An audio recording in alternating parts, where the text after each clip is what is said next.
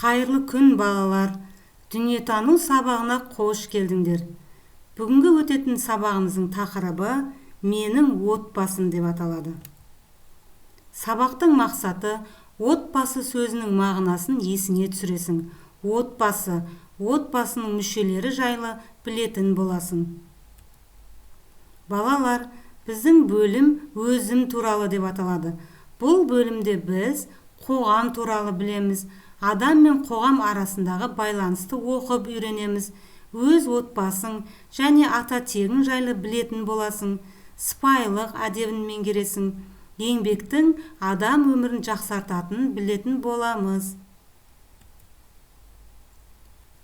Балалар, бүгінгі сабақта не жайлы айтылатынын білесің бе? Ол үшін бірге сөз жұмбақты бірге шешейік. Бірінші суретте отты көріп тұрмыз, балалар? Ал екінші суретте бас және дыбысы. Ал енді қосып көрейік. От, бас, қандай сөз шықты, балалар? Отбасы деген сөз шықты. Яғни бүгін сабақта біз отбасы жайлы білетін боламыз. Менің отбасым. Балалар, кез келген адамның өз отбасы болады. Отбасы қоғамның бір бөлшегі. Оған бір үйде тұратын ең жақын адамдар жатады.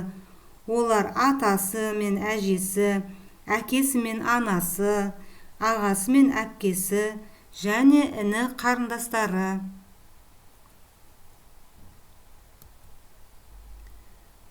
Балалар, суреттегі отбасы мүшелерін бірге атап көрейікші.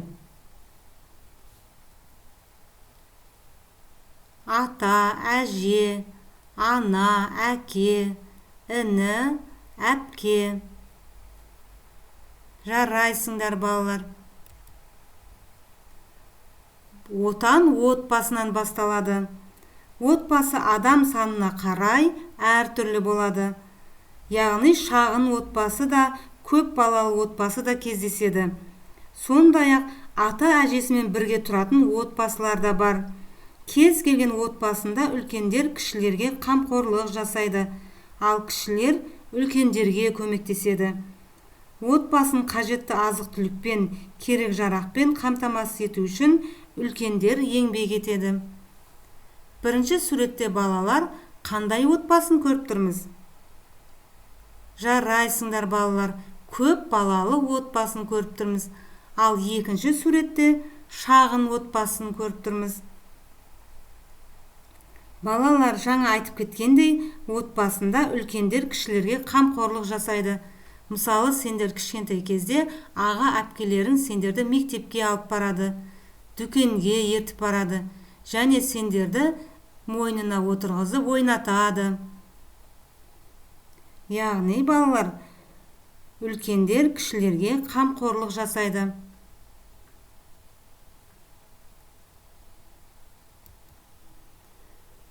Балалар, суреттегі екі отбасы туралы не айтасың?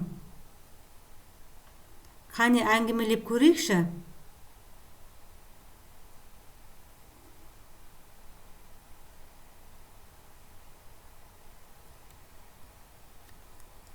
Ал енді отбасы ағашына қарайық. Мен қазір бірнеше сөз оқимын.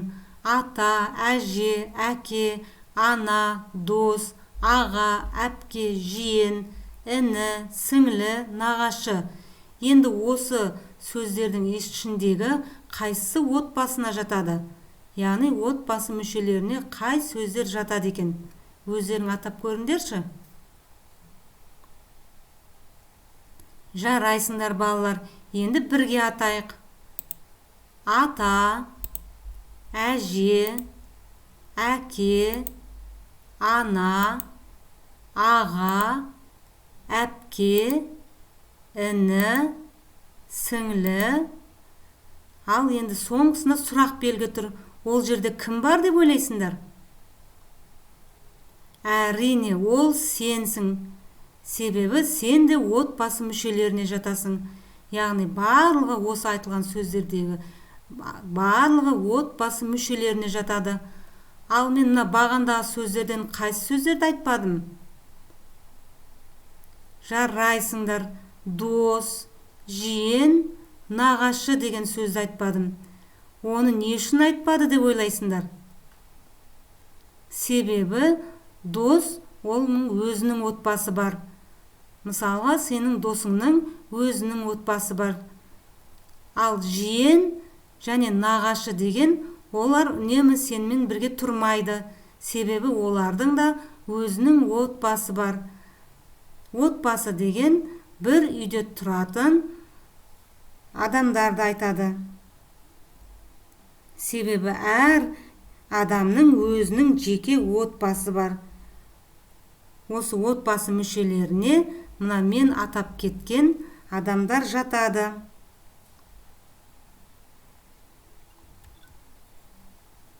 Ал балалар, мына сұраққа жауап беріңдерші.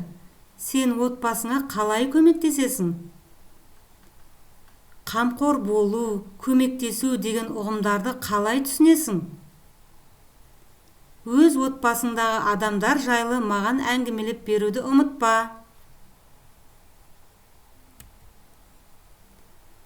Балалар, осымен дүниетану сабағы аяқталды. Келесі кездескенше сау болыңдар. Отбасы мүшелерімен тату болайық балалар.